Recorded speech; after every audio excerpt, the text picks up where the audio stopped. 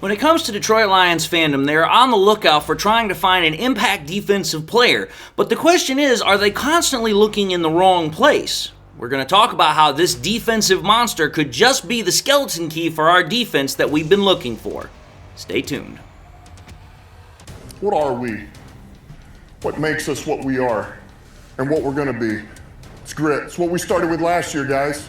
Doesn't matter if you have one ass cheek and 3 toes. I will beat your ass. Can definitely compete with the big dogs. 10-5 end zone touchdown Detroit Lions. You guys are unbelievable, man. I'm telling you. We are driven by Detroit. Hello, Detroit Lions friends, fans, and family members. Welcome on back to yet another episode of MCM Motor City Mania. I'm your host, David T. Pike. And as always, we're diving on in. Folks, I'm going to say this right now. When it comes to the conversation of what the Lions need to do to add more beef, more lethality, some sort of increase to their defensive pass rush, there is, for lack of a better phrase, a myriad of options that the Lions can certainly use, certainly do.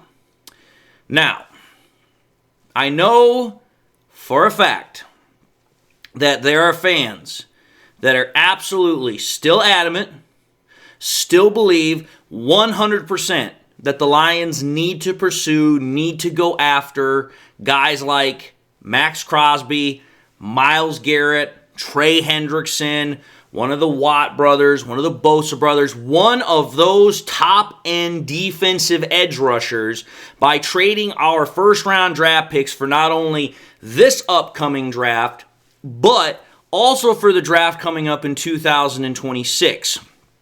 So that way, we can get an instant boost, an instant facelift to take our defensive unit and put it into an elite conversation in which they believe would be enough to win a Super Bowl. Now, that is one option. Another option would be to say, hey, let's wait and see what happens until we get to the free agency market. Because, again, you don't know what these teams are going to do once free agency hits. Again, there's a lot of teams that are going to have to look at contracts and say, hey, is it worth paying this guy the kind of money that we're paying him? Is it worth actually, keeping him on the roster or freeing up that cap space so that way we can use those resources for someone else somewhere else? So, again, one of the things that I've always advocated for is that, hey, these teams that are getting ready to, get set for the free agency market, which is going to open up here in less than a month. You've got these overpaid stars, you got these aging stars. These teams are going to have to make difficult roster decisions, and, there might be a potential for the Lions to go out into free agency and find a guy and not have to necessarily pay through the nose for a guy like a Max Crosby or a Myles Garrett or all those other guys I mentioned. That's another option. Kind of like, shaking the tree and seeing what falls out. Now, I'm going to say this. Neither option is incorrect. Both have their merits. Both have their drawbacks. But to me, again, the most likely option that I see that Brad Holmes, the front office of the Detroit Lions, is going to do is to draft a guy. Because again, that is how they have built this roster over the last 4 years. They have been methodical, they have been deliberate, they have been precise, they've been this way for the last 4 years, building the roster the way they have. And again, I am of the mindset that if it ain't broke, don't fix it. There's no need to reinvent the wheel. But I'm also of the mindset, listen, I take a look at all options. I'm not averse to any option, but at the same time, it's like, listen, if you're going to make a move, you need to make it make sense. Now, talking about drafting, I've already spoke of one such option that the Lions could decide to take in the fact of drafting OSU edge rusher Jack Sawyer.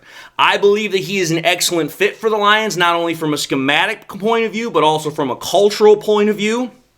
But I also know that just because I advocate for him, just because I view him that way, it doesn't necessarily mean that others are going to agree that way. Some people don't think he's an excellent fit schematically.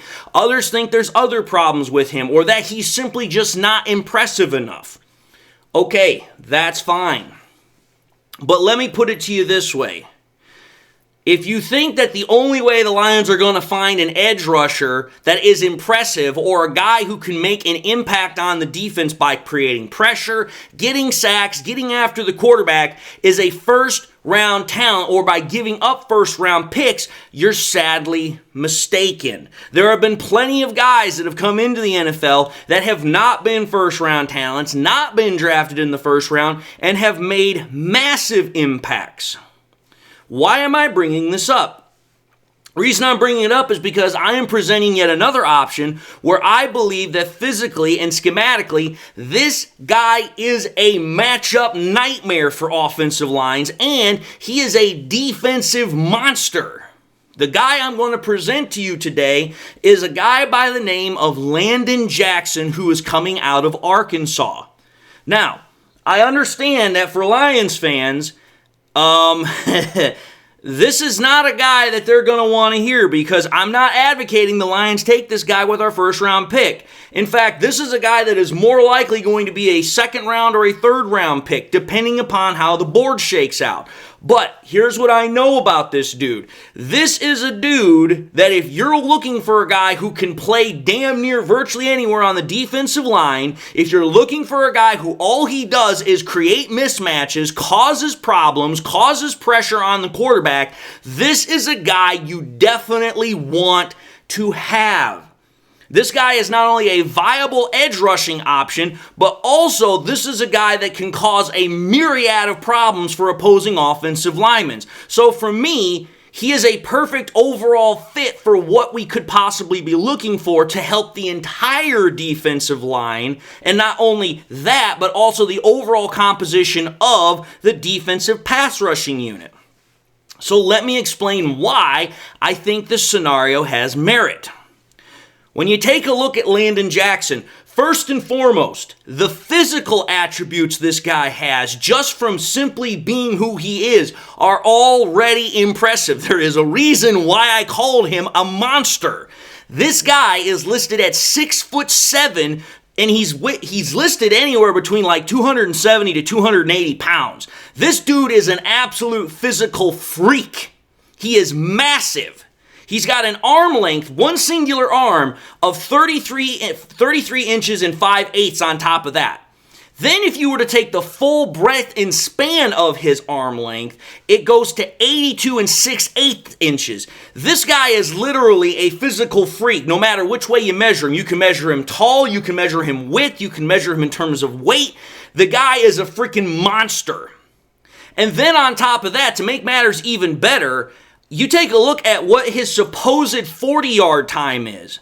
There's not been a combine just yet, but we also know that there's other ways that these players have had their 40s measured. And if I recall correctly, this guy has had his 40 time measured at some other time during his time in college.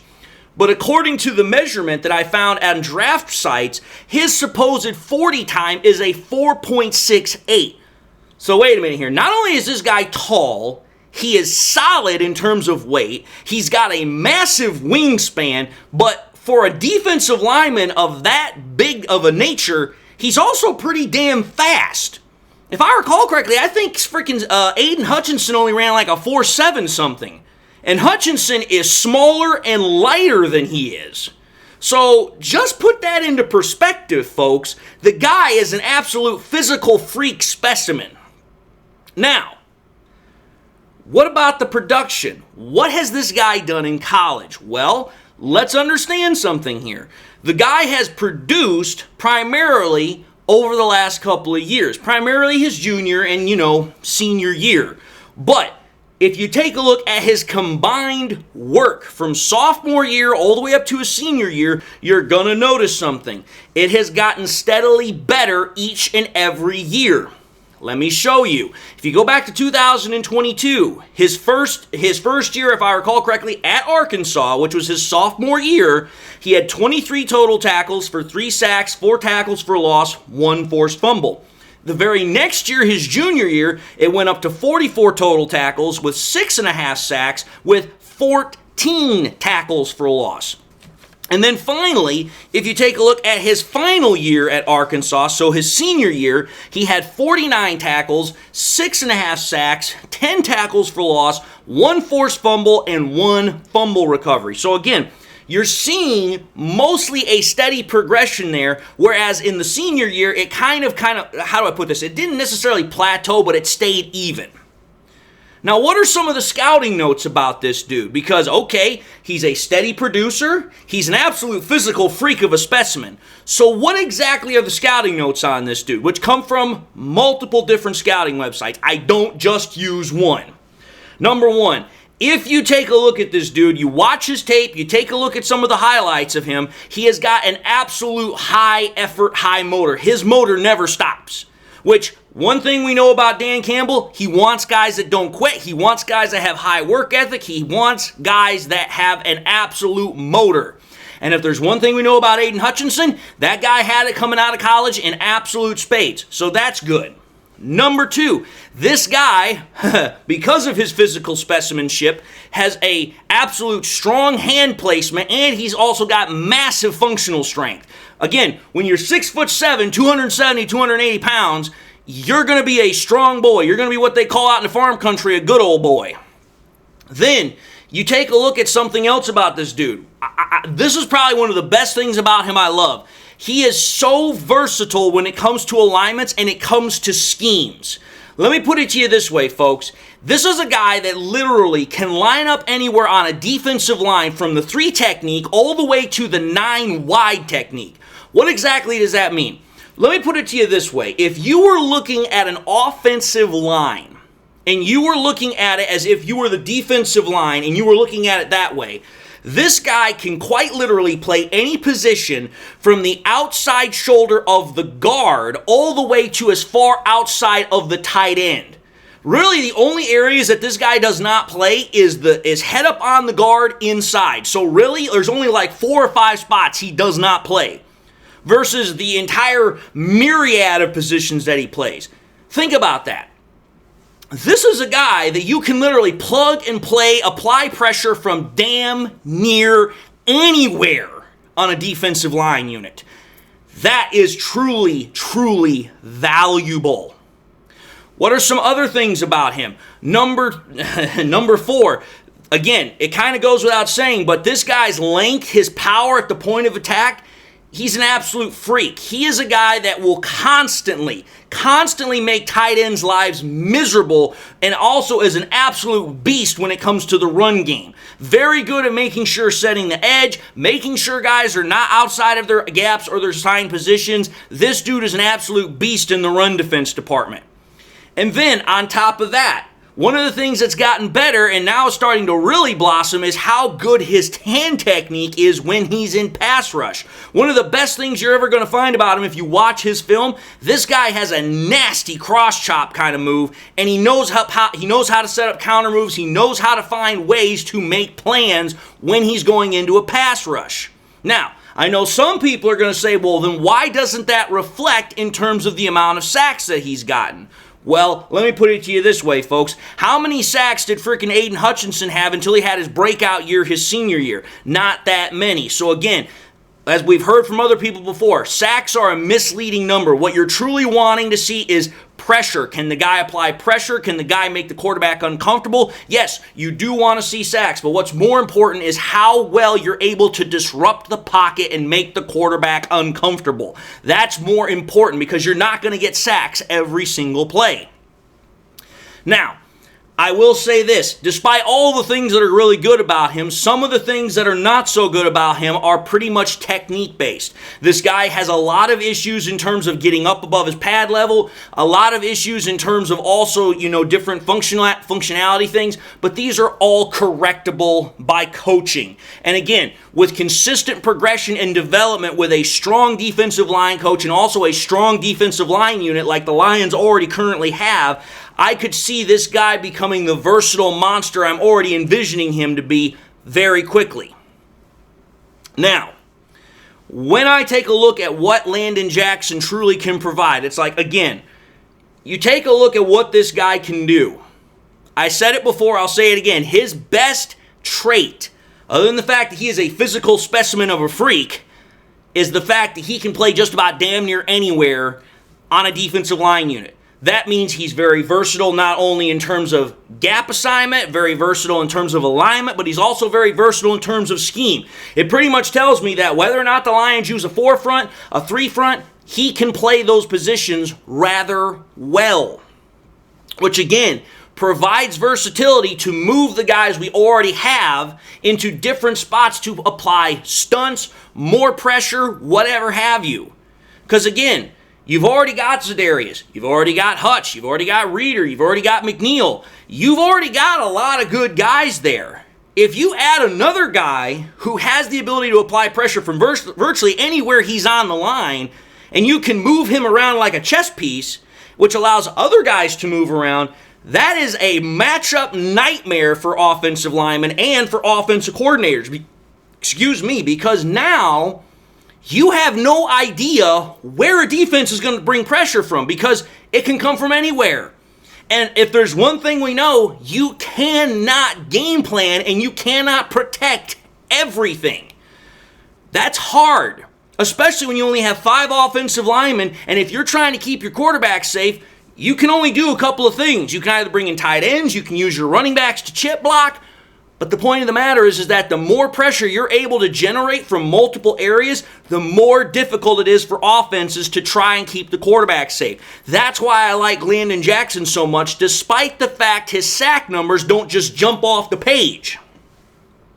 Having that versatility is absolutely valuable beyond measure. Now, for those that think that he's not going to be able to make an impact on the edge, again, is simply incorrect.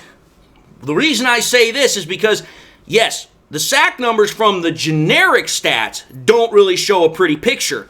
But, as I'm going to show up here on the screen, if you take a look at the advanced analytics, again, you're going to see that progression that I was referring to with the generic stats. But notice how well this guy performed in the Senior Bowl against some of the other top talented players that are going to be in this draft. He was one of, if not the best player at the Senior Bowl in generating pressure, getting total pressures, getting after the quarterback. He was an absolute monster. So again, what you're seeing here is that when he is stacked up against his own peers, he makes a big difference in terms of being able to get after the quarterback, disrupt the offense, and give the defense yet another weapon to make sure that, okay, if we're trying to stop an offense and give the ball back to our own offense, this is a guy we're looking for to be that disruptor. And I truly believe that that is exactly what Landon Jackson provides. So my ultimate point with this episode is this. This guy, again, I will state this with all sincerity. There's a reason why I said skeleton key with this episode. This guy's massive versatility for any defensive line front virtually from the guard on out on either side makes it to where this dude is an absolute matchup nightmare for opposing offensive linemen, and he is an absolute boon for defensive coordinators and defensive line coaches. You want to have this dude because the versatility he brings opens up options for everybody else and potentially also allows opportunities for him, because one of the other things I didn't mention is this guy is very good with stunts. One of the things I know I've heard about in the past about when Aaron Glenn was here is he didn't like to run stunts a whole lot. This dude is very good at stunting. So that's number one for point. Number 2, again, like I said, this guy is a hard worker, has a high motor, great work ethic. Gonna fit in with Dan Campbell like a glove fits to a hand. Absolutely gonna have no problems fitting in with Dan Campbell's ideals or his culture. And finally, I again just believe that the excellent addition of bringing him in, adding yet another versatile piece to this defensive line, even if it's not a first-round draft pick, the value that he brings to give to this defensive line unit is beyond dispute. It's invaluable. It's immeasurable. So for me, it's like if he's sitting there with your second-round pick, or if you feel like you could trade up and get him if he's sitting there, I don't see any reason why freaking Brad Holmes wouldn't jump at the bit, because this is a guy that maximizes not only his own playing opportunities by how he plays the game, but he also maximizes other people's opportunities by giving them chances to do things because of what he can do on the field. And that, I believe, is truly, truly valuable. Now, again, I know some people aren't going to agree with this because they're like, I don't give a damn if it has nothing to do with Max Crosby, if it has nothing to do with Myles Garrett or any of these other big name guys. I'm not interested. I'm not buying. I'm not going to get into that. And you know what? You're entitled to that opinion. But I'm telling you this right now. I have nothing against that potential, trade happening. But what I'm going to say is this. When it doesn't happen, which is more likely than not, there's going to be a lot of Lions fans that are going to be both pissed and extremely disappointed. I'm not going to be one of them because I'm fine either way. But when it doesn't happen, those that are putting all of their chips into that particular bucket, that particular basket, they're going to be beyond consolation. They're going to be inconsolable. Because all they're going to think is that Brad Holmes, once again, decided to play cheap and didn't go out and get a guy like Myles Garrett, Max Crosby, whatever the case might be. That's why I'm saying you need to pay more attention to these drafting options, because that's where I think Brad Holmes is going to go. I am willing to say that is almost 90% what we're going to do. I'm still holding out hope that it might be the other way, but I am not going to get my hopes up, and I'm not putting all my eggs in one basket on that front. It's much more safe and it's much more reasonable to go this route and then be pleasantly surprised the other way. But anyway, folks, I'm going to end this episode. I believe I've said my piece, so thank you all for watching yet another episode of MCM Motor City Mania. If you like what you saw, by all means, highly encourage y'all to watch the next episode. Also encourage y'all to do one of these 3 things: like, comment, and subscribe. If by chance you subscribed in the past and forgot to do so at the time, I want to highly encourage y'all, please, to make sure you also hit that bell notification icon so you guys never miss any more content that I push out. Also want to encourage y'all, please, to share this content with your Lions friends and family members. Share here on YouTube, share it on Twitter, share it on Facebook, share it anywhere and everywhere you possibly can. The more we can share it, the greater the channel can grow and spread. And with that being said, to everybody, I hope y'all are enjoying yourselves. I hope y'all are having a great Valentine's Day weekend. I also hope that you enjoyed the content and you got something out of it, whether it's the first time watching me or you guys have been watching me for a long time. Also hope you guys have something in your life that makes you happy, makes you smile. God bless, my friends.